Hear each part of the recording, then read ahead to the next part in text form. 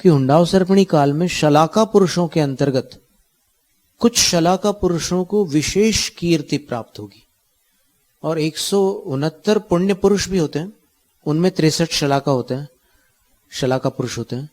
तो इनमें कुछ विशेष कीर्तिमान को प्राप्त होंगे, कीर्तिमंत होंगे।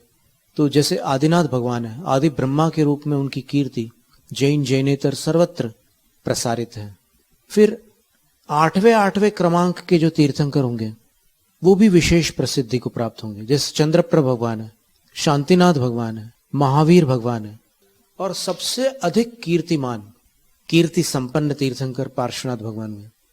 पार्श्वनाथ भगवान के जितने मंदिर अभी वर्तमान में भरत क्षेत्र में है, भारत देश में है, उतने अन्य कोई तीर्थंकर के नहीं है।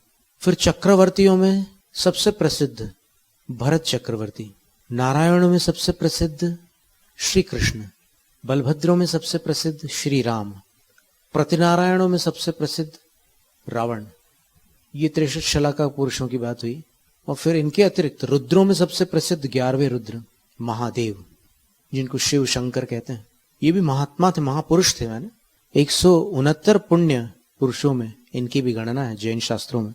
और कामदेवों में 24वें हैं, मदन मदन हरि शिव को पावे। एक पुराने कवि ने लिखा है कि कामदेव काम को जीत कर निर्वाण प्राप्त करते हैं।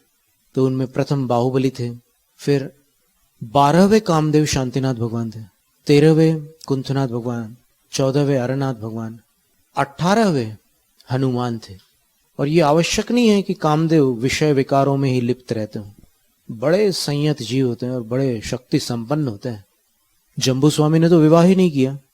किन्हीं स्थानों पर ऐसा उल्लेख है कि जम्बू स्वामी भी कामदेव थे, अंतिम कामदेव, 24वें कामदेव।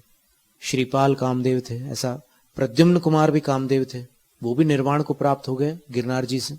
तो ये महापुरुषों में सबसे अधिक प्रसिद्धि इन को प्राप्त हुई। ऐसा भी हुंडाव सर्पणी काल का प्रभाव है, ऐसा उसमें लिखा था।